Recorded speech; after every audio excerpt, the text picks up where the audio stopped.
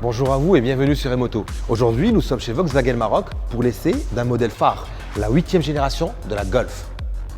Mais avant, nous évoquerons la 3e édition du concours Car of the Year Morocco, puis tout de suite, place à une nouveauté fraîchement révélée, le SUV Austral, prochain remplaçant du Renault Kadjar. C'est parti. Renault a dévoilé récemment le futur remplaçant du Kadjar. Celui-ci s'appelle Austral et voit son nom se terminer par un E coloré sur le haillon lorsqu'il s'agit des versions hybrides. Esthétiquement, l'Austral se veut séduisant par sa face avant qui met en scène une imposante calandre diamantée et reprend à son compte la signature lumineuse en C. Équilibré et dynamique, le profil laisse apprécier de grandes roues, tandis que l'arrière est marqué par de larges blocs de feu utilisant des LED à technologie micro-optique et offrant un bel éclairage à effet 3D. Outre son vaste coffre allant de 500 à 575 litres, l'intérieur de l'Austral surprendra surtout par son aménagement marqué par la présence de 2 écrans numériques, dont une tablette centrale montée verticalement et ergonomie d'utilisation oblige, et les doter d'un repose-main. Question finition, l'Austral proposera une finition haut de gamme, griffée esprit alpine, distinctive par ses habillages spécifiques et offrant un équipement pléthorique. Sous le capot de l'Austral, tous les moteurs sont électrifiés avec en entrée de gamme un 1,2 litre essence à hybridation légère d'une puissance de 130 chevaux. On trouve ensuite un 1,3 litre hybride développant 160 à 200 chevaux et promettant une consommation de 4,6 litres au 100 km. Reste enfin à noter que l'Austral se fera attendre pour plusieurs mois encore, puisque son lancement mondial n'est prévu qu'au courant du dernier trimestre 2022. Pour la 3e année consécutive, l'EVAM, l'association des importateurs de véhicules au Maroc, organise l'élection Car of the Year Morocco. Une fois de plus, l'édition de cette année a vu son jury élargi avec l'arrivée de 2 nouveaux membres atteignant ainsi 11 personnes, pour la plupart des journalistes spécialisés en automobile. Le principe est toujours le même, présélectionner 7 finalistes parmi les nouveaux modèles lancés l'an dernier et qui étaient au nombre de 18. Et les 7 finalistes s'appellent Citroën C4, Dacia Sandero, Hyundai Tucson, Kia Sorento, Mercedes-Benz Classe C, Toyota Yaris et Volkswagen Golf 8. Ces derniers ont fait l'objet d'essais routiers suivis d'une série d'évaluations sur la base de nouveaux critères redéfinis autour de 5 axes, à savoir le design, l'innovation, l'habitabilité et aspect pratique, le rapport prix-prestation et le respect de l'environnement. Les votes attribués ont été remis sous pli fermé à celle qui a été élue cette année présidente du jury, Khadija Digna, en présence d'un notaire.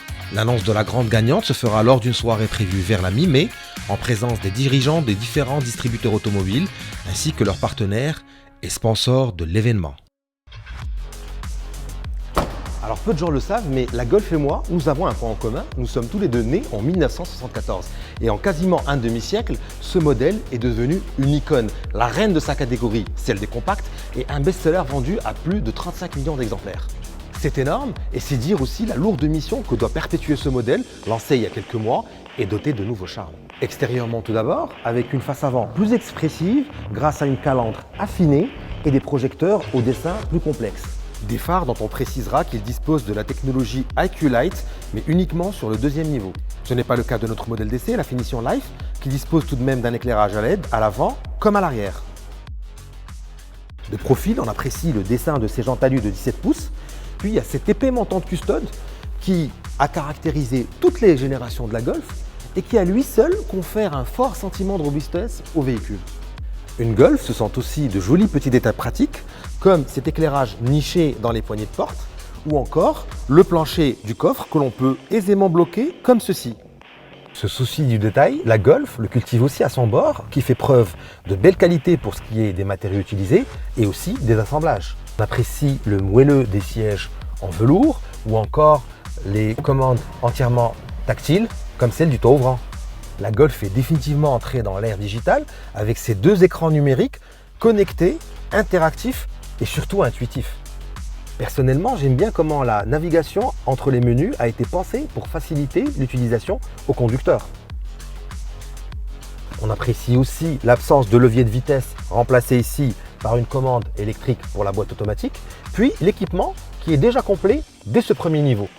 Entre autres équipements de cette finition figurent l'accès et le démarrage main libre, la clim auto à 3 zones, les radars de stationnement avant et arrière avec caméra de recul, le chargeur de téléphone à induction, l'éclairage d'ambiance paramétrable sur 10 couleurs ou encore le toit ouvrant. Nous voilà donc au volant et la première impression qui me vient à l'esprit, c'est la précision avec laquelle évolue la Golf et notamment celle de sa direction. Chez Volkswagen Maroc, la Golf 8 est disponible en une seule version, 2 litres TDI, un diesel bien connu dans la gamme et surtout suffisant sous le capot de la Golf avec 143 chevaux de puissance et 320 Nm de couple. Ni vraiment souple, ni trop ferme, l'amortissement contribue au joli toucher de route de la Golf et je suis même impressionné de voir comment la voiture reste scotchée lorsqu'on aborde un virage serré ou un rond-point à grande vitesse. Ah, ils sont vraiment forts ces ingénieurs allemands et pour moi cette Golf est vraiment irréprochable, surtout sur le plan du comportement routier. Reste enfin que toutes ces qualités, la Golf vous les facture à 350 000 dirhams. Ça semble cher payé, mais cher payé par rapport à quoi? La Golf n'a plus rien à voir avec une compacte généraliste. C'est une voiture chic, sophistiquée et qui en donne largement pour son argent. Et moi je dis oui.